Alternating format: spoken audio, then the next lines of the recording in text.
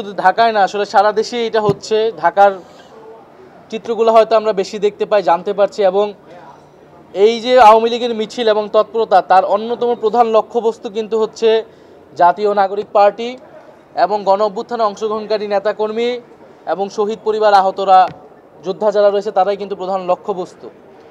ফলে আমরা মনে করি যে অবশ্যই সরকারের এখানে সক্ষমতার অভাব রয়েছে। পুলিশ বাহিনীর যেই রিফরমেশন প্রয়োজন ছিল সেই রিফরমেশন হচ্ছে না, এবং পুরা সরকার এবং রাষ্ট্রযন্ত্রের ভিতর থেকে আশকারা পাচ্ছে বলেই আওয়ামী লীগ এই তৎপরতা করার রাজপথে করার সুযোগ পাচ্ছে। আমরা আহ্বান জানাবো, আওয়ামী লীগের বিরুদ্ধে যখন সকল রাজনৈতিক দল, জনগণ এবং সামাজিক শক্তিগুলো ঐক্যবদ্ধ হয়েছিল, সেই ঐক্য আওয়ামী লীগের বিরুদ্ধে, ফ্যাসিবাদের বিরুদ্ধে আমাদের সবসময় প্রয়োজন। যদি কোনো দল সেক্ষেত্রে আপোষও করে, জাতীয় নাগরিক পার্টি সেক্ষেত্রে আপোষ করবে না। ফ্যাসিবাদের বিরুদ্ধে, ফ্যাসিবাদী ব্যবস্থার বিলোপে এবং আওয়ামী লীগকে বাংলাদেশ থেকে বিতাড়ন করা এবং বিচারের আওতায় আনতে যে লড়াই জাতীয় নাগরিক পার্টি শুরু করেছে, সেই লড়াই অব্যাহত থাকবে। আমাদের জীবন যাক, আমরা ক্ষতিগ্রস্ত হই, কিন্তু আমরা এককভাবে হইলেও এই লড়াইটা চালায় যাব। আমরা যখন অন্তর্বর্তী সরকারের সাথে বসেছি, প্রধান উপদেষ্টার সাথে বসেছি, আমরা কিন্তু জাতীয় পার্টির ব্যাপারে আমাদের অবস্থান স্পষ্ট করেছি।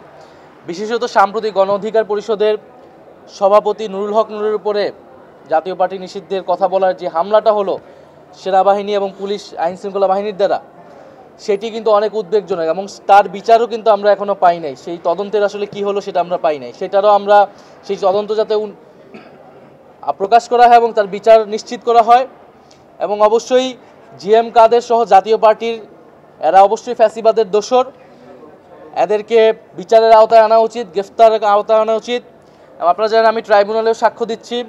ট্রাইব্যুনালে কিন্তু এখন ব্যক্তি হিসেবে শেখ হাসিনা সহ কয়েকজনের বিরুদ্ধে ব্যবস্থা নেওয়া হচ্ছে বা মামলা চলমান।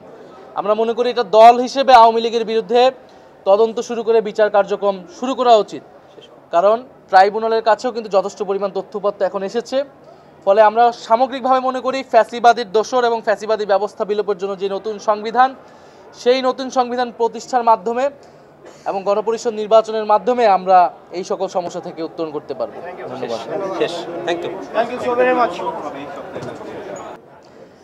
এনসিপি হারিয়ে যাচ্ছে না, এনসিপি দ্বিগুণ গতিতে তার কার্যক্রম চালাচ্ছে। আমাদের বাংলাদেশে পদযাত্রার পরে আমাদের একটা কথা ছিল, সেই সময় জুলাই মাসের পরে আমরা আসলে প্রবাসে আমাদের সফরগুলো করবো, আমরা কিন্তু সেই সফরগুলো করে যাচ্ছি।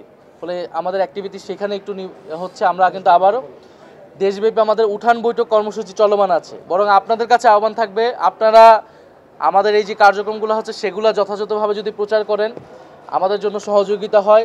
যেহেতু আমাদের পক্ষে কোনো কর্পোরেট প্রতিষ্ঠান নাই, আমাদের পক্ষে কোনো এজেন্সি নাই, কোনো ডিপ স্টেট নাই। আপনারা যারা সাংবাদিকরা রয়েছেন, যারা জনগণের পক্ষে তথ্য প্রচার করেন, তারাই আমাদের শেষ ভরসা।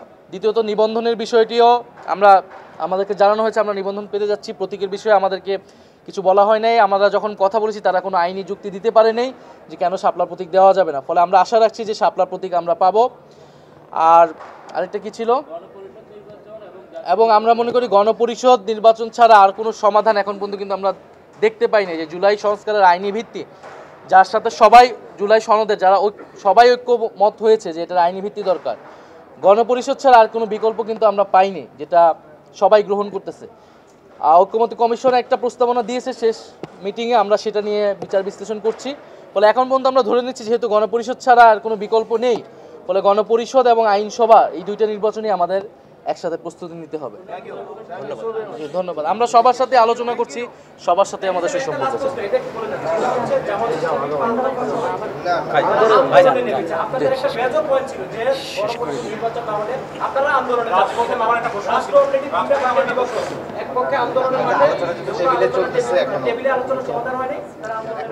আমরা মনে করি আমরা তো এখনো একটা ঐক্যমত কমিশনের আলোচনায় আছি।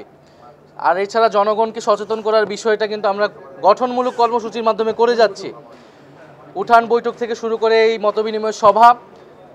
ফলে এবং যেই আন্দোলন, সেই আন্দোলন কিন্তু আমরা সমর্থন দিই না, কারণ আমরা মনে করি এখনও সম্পূর্ণভাবে ঐক্যমত কমিশনকে প্রত্যাখ্যান করে রাজপথে যাওয়ার সময় আসেনি। এবং যেই ইস্যুতে আন্দোলনগুলো হচ্ছে, সেই ইস্যুগুলা আসলে সামগ্রিকভাবে এই সমস্যার সমাধান করতে পারবে না। সমস্যার সমাধান করতে পারত গণপরিষদ নির্বাচনের দাবি, নতুন সংবিধানের দাবি।